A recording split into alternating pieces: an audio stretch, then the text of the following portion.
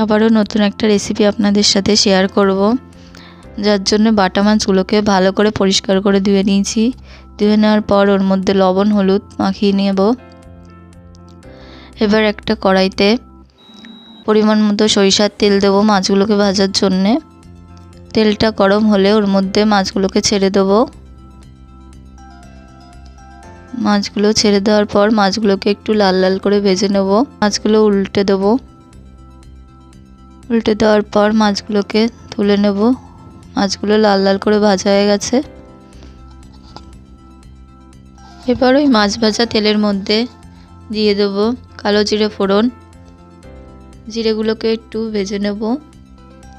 ভেজে নেওয়ার পর দেব 3টে কাঁচা লঙ্কা চেরা। কাঁচা লঙ্কাগুলোকে একটু ভেজে নেব। ভেজে নেওয়ার পর একটা গোটা পেঁয়াজ কেটে কুচি কুচি করে দিয়ে দেব। পেঁয়াজগুলোকে একটু ভেজে নেব। পেঁয়াজগুলো একটু লালচে ভাব আসলে কাটা টমেটোগুলোকেও দিয়ে দেব। এগুলো দুটো একটু ভেজে নেব একটু নুন দিয়ে। পেঁয়াজ আর টমেটোর মধ্যে একটু নুন দেবো যাতে পেঁয়াজ আর টমেটো দুটোই নরম হয়। নরম হয়ে গেলে দিয়ে দেবো জিরে ধনে গুঁড়ো, দিয়ে দেবো হালকা গোলমরিচের গুঁড়ো, 1 চামচ হলুদ গুঁড়ো, 1 চামচ চিনি। এগুলো দিয়ে একটু জল দিয়ে একটু মশলাগুলোকে কষিয়ে নেব। দেবো 1/2 চামচ নুন। একটু মশলাগুলোকে ঢাকা দিয়ে দেব।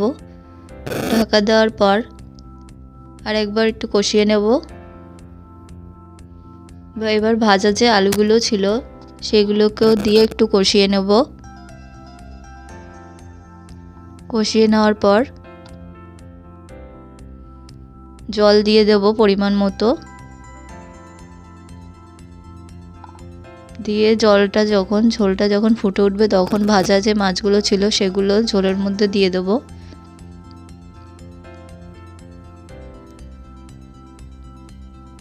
দিয়ে মাছগুলোকে রেখে দেব ঢাকা দিয়ে। ঝোলটা 10 মিনিট মতো এবার ঢাকা দিয়ে রেখে দেব। ঝোলটা ফুটে গেলে ঝোলটা নামানোর আগে জিরে ধনে গোলমরিচ শুকনো লঙ্কার গুঁড়ো দিয়ে দেব।